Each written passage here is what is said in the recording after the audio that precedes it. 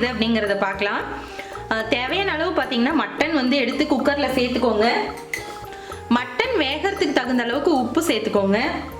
கொஞ்சம் ஜீரக மிளகோட பவுடர், மஞ்சள் 1 ஸ்பூன், மட்டன் வேகிறதுக்கு தேவையான அளவு தண்ணி சேர்த்து இதை வந்து நம்ம வேக வச்சு எடுத்துக்கலாம்.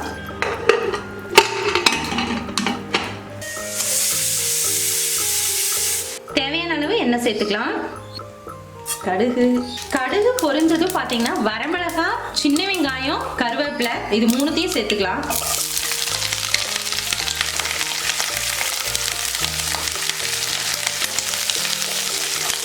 இந்த பக்கம் பார்த்தீங்கன்னா சிக்கன் வந்து விசில் அடங்கிடுச்சு. மட்டன் பார்த்தீங்கன்னா விசில் அடங்கி நல்லா சூப்பராக வெந்திருக்கு. வெங்காயம் நல்லா வதங்கினதும் 1 ஸ்பூன் இஞ்சி பூண்டு பேஸ்ட் சேர்த்துக்கோங்க.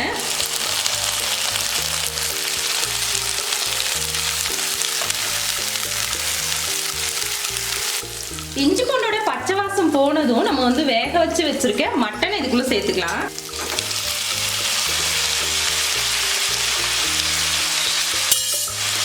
மட்டன் எந்த அளவுக்கு வெந்திருக்குன்னு பாருங்க. அதுக்கு தகுந்த மாதிரி இந்த தண்ணியோடய சேர்த்துக்கோங்க. மட்டன் பார்த்தீங்கன்னா கொஞ்சம் கெட்டியா இருக்கிற மாதிரி ஃபீல் ஆகுது. அதனால நான் இந்த தண்ணி எல்லாமே சேர்த்துட்டேன். நீங்க மட்டன் நல்லா வெந்துருச்சு அப்படின்னு சொன்னா இந்த தண்ணி கொஞ்சம் கம்மியா சேர்த்துக்கோங்க. இந்த தண்ணி சுண்டி வந்து நல்லா சுருண்டு வந்துச்சுன்னா உப்பு கறி ரெடி. இது நல்லா கொஞ்ச நேரம் வேகட்டும். ஓகே மக்களே, இப்போ பார்த்தீங்கன்னா மட்டன் நல்லா சுருண்டு வந்திருக்கு. மட்டன் உப்பு கறி ரெடி. இன்னும் கொஞ்சம் இந்த தண்ணி எல்லாம் சுண்டட்டும்னு நினைக்கிறவங்க நல்லா சுண்ட வச்சுக்கோங்க. இல்லை அப்படியே பிடிக்குங்கிறவங்க அப்படியே சாப்பிட்டுக்கலாம். சூப்பரான சுவையான மட்டன் உப்பு கறி ரெடி.